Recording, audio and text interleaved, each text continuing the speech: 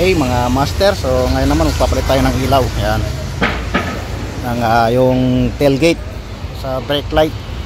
So ito, actually nabaklas ko na, pero papakita ko sa inyo kung paano ko siya nabaklas. Okay. Ayan. So meron lang siyang dalawang nut dito. Ayan. Ito, merong isa rito, saka merong isa rito. Okay, bali dalawa lang yan. Ayan, isa rito, saka isa rito. Pag natanggal nyo na yan,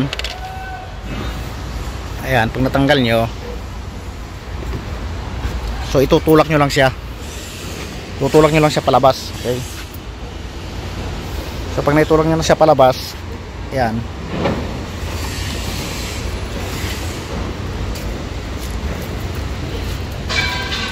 yeah, ayan, tapos ayan, hiklatin nyo lang ganyan. Tapos doon mayroong clip dito. Ayan, may clip dyan. Okay, so meron siyang clip dito. Ayan, so hiklatin nyo lang yan dahan-dahan, tungkapin nyo lang ni screwdriver dito, ganoon, so matatanggal na yan. So ang importante dito, kailangan may hiwalay nyo siya rito. So unahin nyo muna itulak dito sa baba. Pag naitulak nyo na sa baba, matatanggal na rito, saka nyo sunod sa taas. Okay, ayan, actually tinanggal ko na.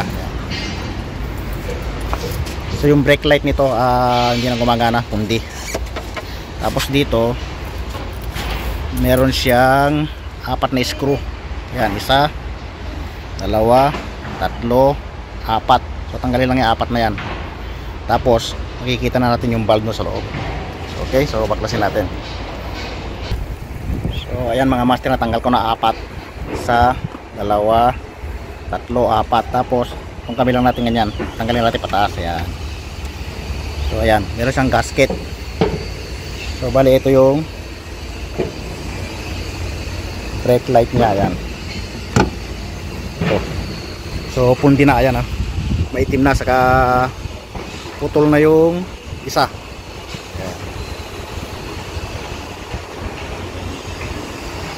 Ayan, putol na yung isa. So papalitan natin. Ayan, kaya pag nag-brake ako, hindi na umiilaw. Okay, dahil putol na yung isa. Palitan natin mga master. So ang pagtanggalit ng mga master, idiin nyo lang ng konting ganon, saka nyo ikutin. Ayan, yun. So ganyan lang. Ayan, so ang kwan nito, tingnan natin kung ilang kwan to. So 12 volts 5 watts.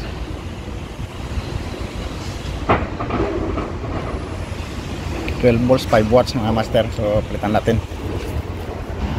So bali ito yung bago. Yung pagbalik ganun din mga master. So din lang natin, saka ikutin. Ayan, din lang na ganyan, saka ikutin. Okay, yun, yan na. So ganun lang mga master. So ayan, bali babalik ko na mga master. So pagbabalik ganun lang din. So balik lang natin yung mga screw, tapos salpak. Okay, so mamaya i-try natin kung okay na.